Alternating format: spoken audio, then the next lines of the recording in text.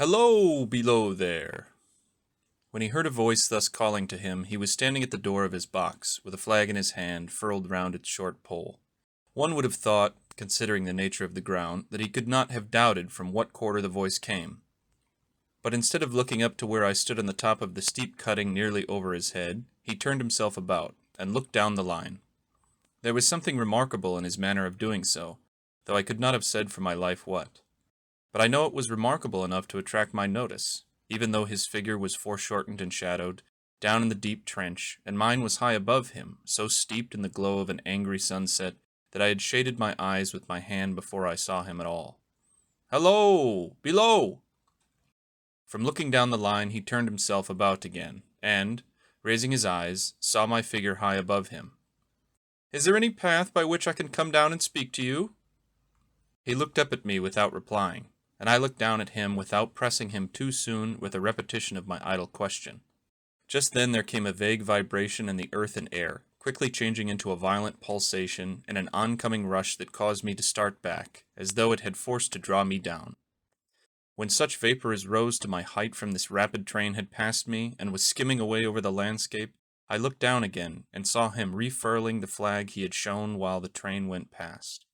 I repeated my inquiry. After a pause, during which he seemed to regard me with fixed attention, he motioned with his rolled-up flag towards a point on my level, some 200 or 300 yards distant. I called down to him, "All right," and made for that point. There, by dint of looking closely about me, I found a rough zigzag descending path notched out, which I followed. The cutting was extremely deep and unusually precipitate. It was made through a clammy stone that became oozier and wetter as I went down. For these reasons, I found the way long enough to give me time to recall a singular air of reluctance or compulsion with which he had pointed out the path. When I came down low enough upon the zigzag descent to see him again, I saw that he was standing between the rails on the way by which the train had lately passed, in an attitude as if he were waiting for me to appear. He had his left hand at his chin, and that left elbow rested on his right hand, crossed over his breast. His attitude was one of such expectation and watchfulness that I stopped a moment, wondering at it.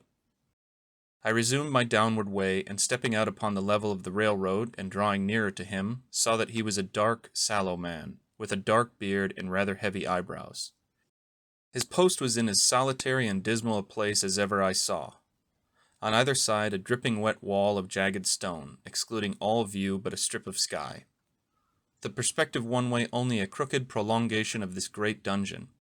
The shorter perspective in the other direction terminating in a gloomy red light, and the gloomier entrance to a black tunnel, in whose massive architecture there was a barbarous, depressing, and forbidding air. So little sunlight ever found its way to this spot, that it had an earthy, deadly smell. And so much cold wind rushed through it that it struck chill to me, as if I had left the natural world. Before he stirred, I was near enough to him to have touched him. Not even then removing his eyes from mine, he stepped back one step and lifted his hand. "There was a lonesome post to occupy," I said, "and it had riveted my attention when I looked down from up yonder. A visitor was a rarity, I should suppose, not an unwelcome rarity, I hoped. In me he merely saw a man who had been shut up within narrow limits all his life, and who, being at last set free, had a newly awakened interest in these great works. To such purpose I spoke to him, but I am far from sure of the terms I used, for, besides that I am not happy in opening any conversation, there was something in the man that daunted me. He directed a most curious look towards the red light near the tunnel's mouth, and looked all about it, as if something were missing from it, and then looked at me. That light was part of his charge, was it not? He answered in a low voice, "Don't you know it is?" The monstrous thought came into my mind. As I perused the fixed eyes and saturnine face, this was a spirit, not a man. I have speculated since whether there may have been infection in his mind.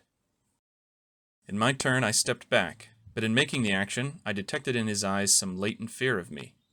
This put the monstrous thought to flight. "You look at me," I said, forcing a smile, "as if you had dread of me." "I was doubtful," he returned, "whether I had seen you before." "Where?" He pointed to the red light he looked at. "There?" I said. Intently watchful of me, he replied, but without sound, "Yes." My good fellow, what should I do there? However, be that as it may, I never was there, you may swear. I think I may, he rejoined. Yes, I am sure I may. His manner cleared like my own. He replied to my remarks with readiness, and in well-chosen words. Had he much to do there? Yes, that was to say, he had enough responsibility to bear, but exactness and watchfulness were what was required of him, and of actual work, manual labor, he had next to none. To change that signal, to trim those lights, and to turn this iron handle now and then, was all he had to do under that head. Regarding those many long and lonely hours of which I seemed to make so much, he could only say that the routine of his life had shaped itself into that form, and he had grown used to it. He had taught himself a language down there, if only to know it by sight, and to have formed his own crude ideas of its pronunciation, could be called learning it. He had also worked at fractions and decimals, and tried a little algebra, but he was, and had been as a boy, a poor hand at figures. Was it necessary for him on duty always to remain in that channel of damp air, and could he never rise into the sunshine from between those high stone walls? Why, that depended upon times and circumstances. Under some conditions there would be less upon the line than under others, and the same held good as to certain hours of the day and night. In bright weather he did choose occasions for getting a little above those lower shadows, but, being at all times liable to be called by his electric bell, and at such times listening for it with redoubled anxiety, the relief was less than I would suppose. He took me into his box where there was a fire, a desk for an official book in which he had to make certain entries, a telegraphic instrument with its dial, face, and needles, and the little bell of which he had spoken. On my trusting that he would excuse the remark that he had been well educated, and, I hoped I might say without offense, perhaps educated above that station, he observed that instances of slight incongruity in such wise would rarely be found wanting among large bodies of men. On my trusting that he would excuse the remark that he had been well educated, and, I hoped I might say without offense, perhaps educated above that station, he observed that instances of slight incongruity in such wise would rarely be found wanting among large bodies of men. That he had learned it was so in workhouses and in the police force, even in that last desperate resource, the army, and that he knew it was so, more or less, in any great railway staff. He had been, when young, if I could believe it, sitting in that hut, he scarcely could, a student of natural philosophy, and had attended lectures. But he had run wild, misused his opportunities, gone down, and never risen again. He had no complaint to offer about that. He had made his bed, and he lay upon it. It was far too late to make another. All that I have here condensed he said in a quiet manner.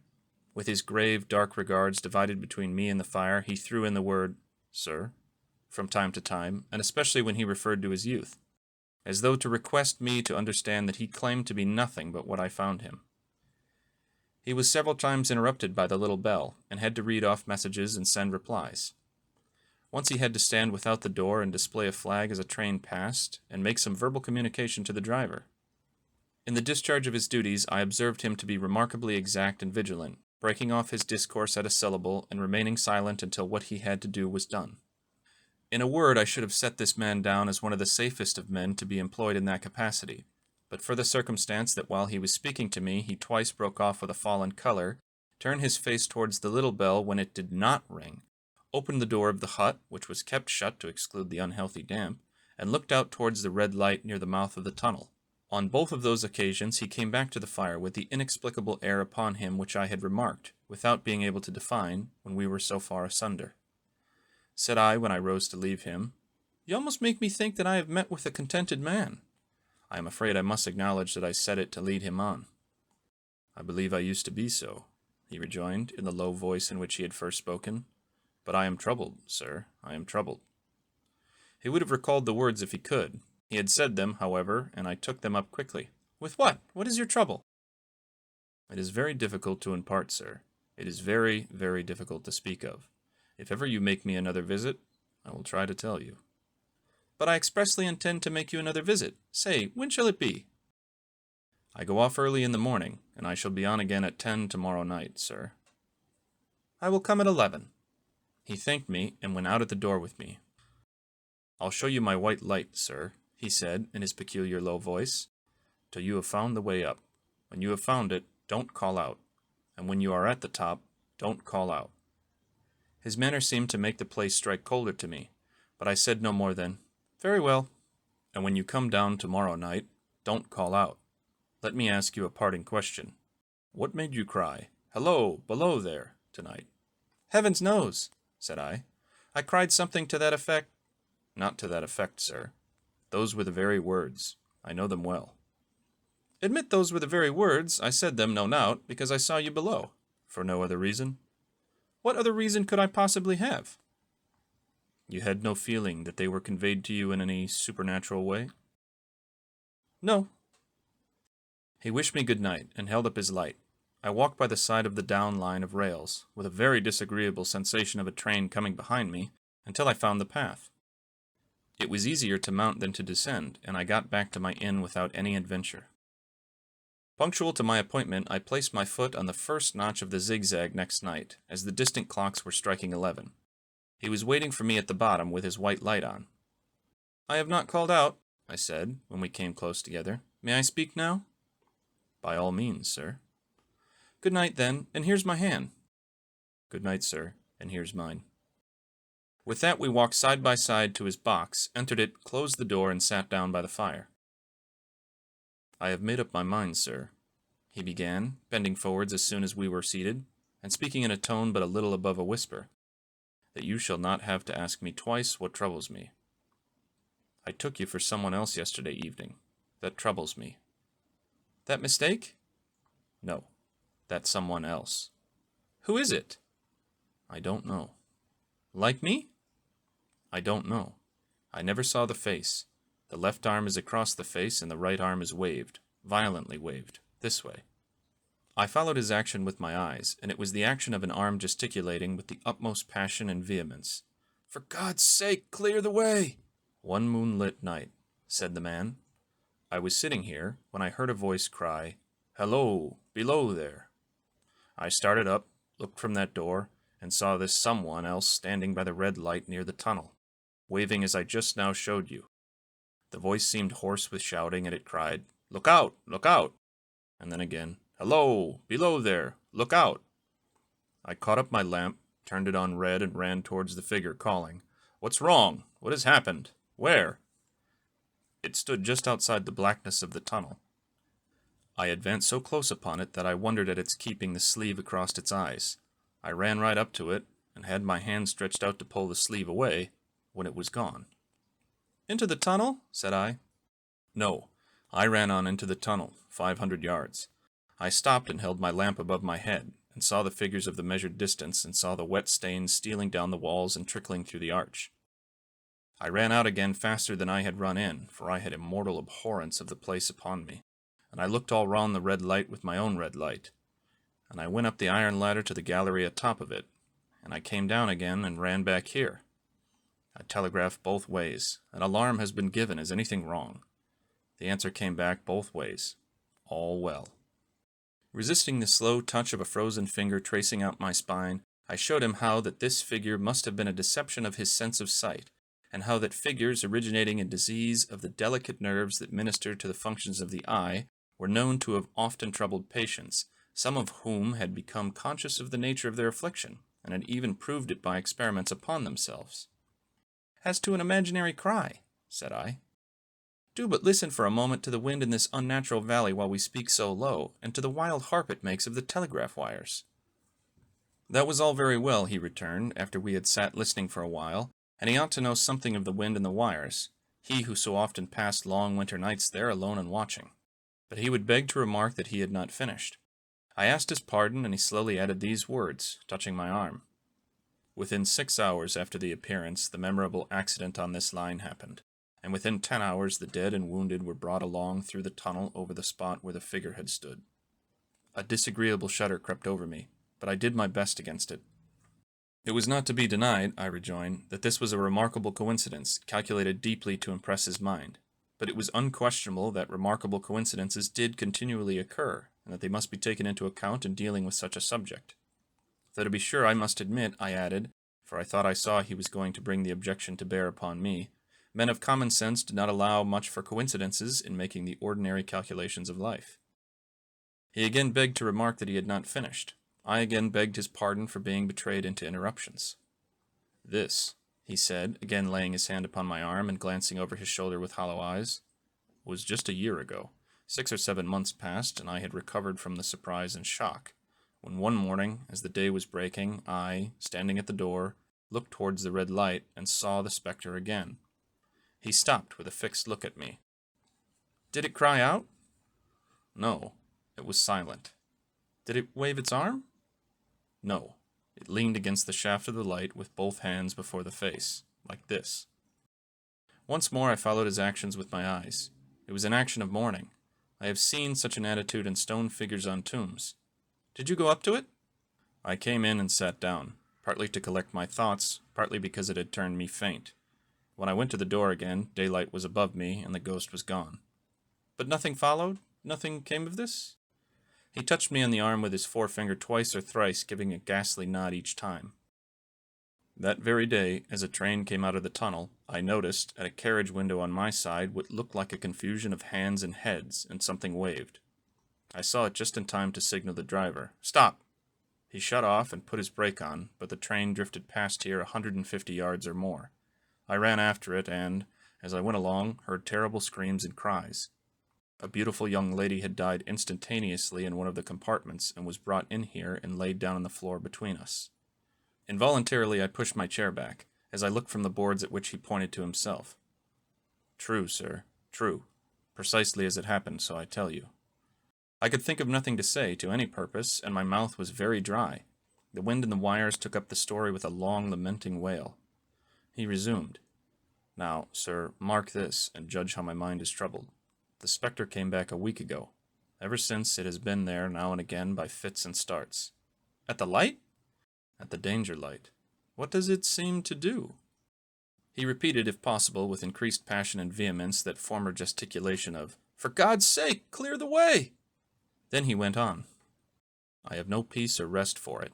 It calls to me, for many minutes together, in an agonized manner. Below there! Look out! Look out! It stands, waving to me. It rings my little bell. I caught at that.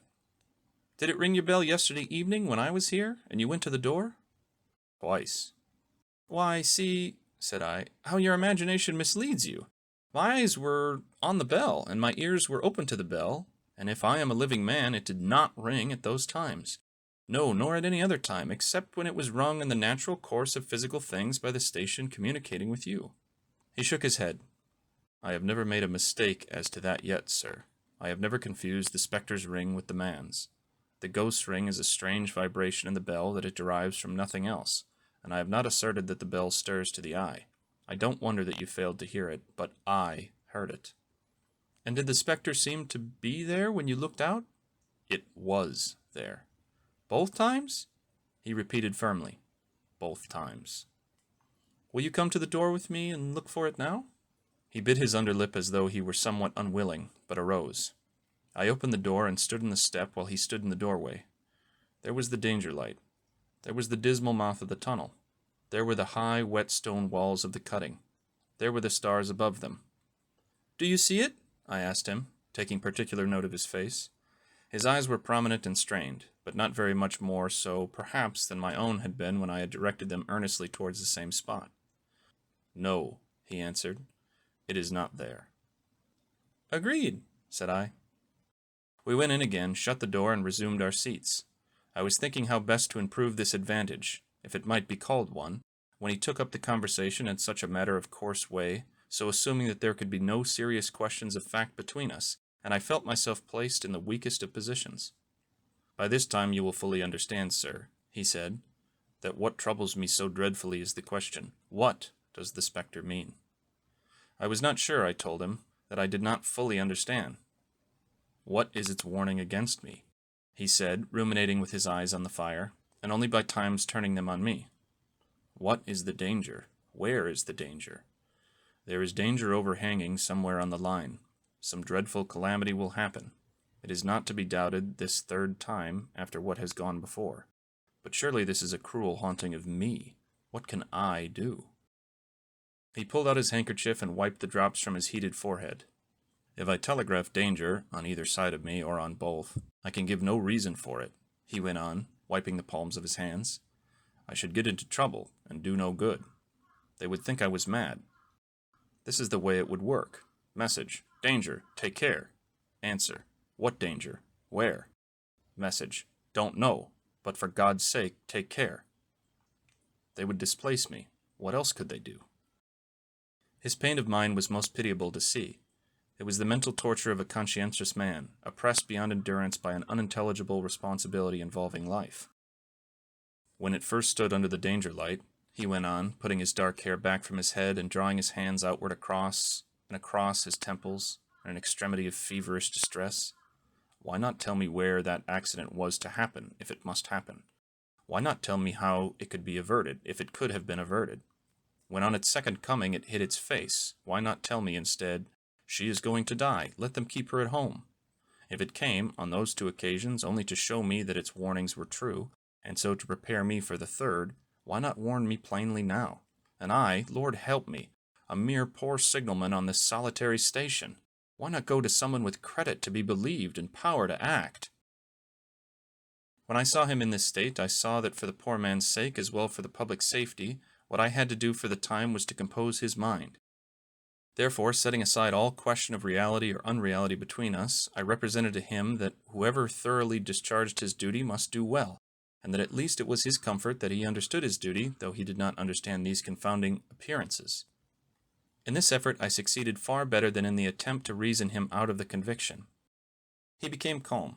The occupations incidental to his post as the night advanced began to make larger demands on his attention, and I left him at 2 a.m. I had offered to stay through the night, but he would not hear of it. That I more than once looked back at the red lights as I ascended the pathway, that I did not like the red light, and that I should have slept but poorly if my bed had been under it, I see no reason to conceal. Nor did I like the 2 sequences of the accident and the dead girl. I see no reason to conceal that either. But what ran most in my thoughts was the consideration how I ought to act, having become the recipient of this disclosure. I had proved the man to be intelligent, vigilant, painstaking, and exact, but how long might he remain so in his state of mind? Though in a subordinate position, still he had held a most important trust, and would I, for instance, like to stake my own life on the chances of his continuing to execute it with precision. Unable to overcome a feeling that there would be something treacherous in my communicating what he had told me to his superiors in the company, without first being plain with himself and proposing a middle course to him, I ultimately resolved to offer to accompany him, otherwise keeping his secret for the present, to the wisest medical practitioner we could hear of in those parts, and to take his opinion. A change in his time of duty would come round next night, he had appraised to me, and he would be off an hour or 2 after sunrise, and on again soon after sunset. I had appointed to return accordingly. Next evening was a lovely evening, and I walked out early to enjoy it. The sun was not quite down when I traversed the field path near the top of the deep cutting. I would extend my walk for an hour, I said to myself, half an hour on and half an hour back, and it would then be time to go to my signalman's box. Before pursuing my stroll, I stepped to the brink and mechanically looked down from the point from which I had first seen him. I cannot describe the thrill that seized upon me when, close at the mouth of the tunnel, I saw the appearance of a man, with his left sleeve across his eye, passionately waving his right arm. The nameless horror that oppressed me passed in a moment, for in a moment I saw that this appearance of a man was a man indeed, and that there was a little group of other men, standing at a short distance, to whom he seemed to be rehearsing the gesture he made. The danger light was not yet lighted. Against its shaft a little low hut, entirely new to me, had been made of some wooden supports and tarpaulin. It looked no bigger than a bed. With an irresistible sense that something was wrong, with a flashing self-reproachful fear that fatal mischief had come of my leaving the man there, and causing no one to be sent to overlook or correct what he did, I descended the notched path with all speed I could make. "What is the matter?" I asked the men. "Signalman killed this morning, sir." "Not the man belonging to that box?" "Yes, sir." "Not the man I know?" "You will recognize him, sir, if you knew him," said the man who spoke for the others, solemnly uncovering his own head and raising an end of the tarpaulin, "for his face is quite composed." "Oh, how did this happen? How did this happen?" I asked, turning from one to another as the hut closed in again. "He was cut down by an engine, sir. No man in England knew his work better, but somehow he was not clear of the outer rail. It was just at broad day. He had struck the light and had the lamp in his hand. As the engine came out of the tunnel, his back was towards her, and she cut him down. That man drove her and was showing how it happened. Show the gentleman, Tom." The man, who wore a rough dark dress, stepped back to his former place at the mouth of the tunnel. "Coming round the curve in the tunnel," he he said. "I saw him at the end, like as if I saw him down a perspective glass. There was no time to check speed, and I knew him to be very careful. As he didn't seem to take heed of the whistle, I shut it off when we were running down upon him, and called to him as loud as I could call." "What did you say?" "I said, 'Below there! Look out! Look out! For God's sake, clear the way!'" I started. "Ah, it was a dreadful time, sir. I never left off calling to him. I put this arm before my eyes not to see, and I waved this arm to the last, but it was no use." Without prolonging the narrative to dwell on any one of its curious circumstances more than on any other, I may, in closing it, point out the coincidence that the warning of the engine driver included not only the words which the unfortunate signalman had repeated to me as haunting him, but also the words which I myself, not he, had attached, and that only in my mind, to the gesticulation he had imitated.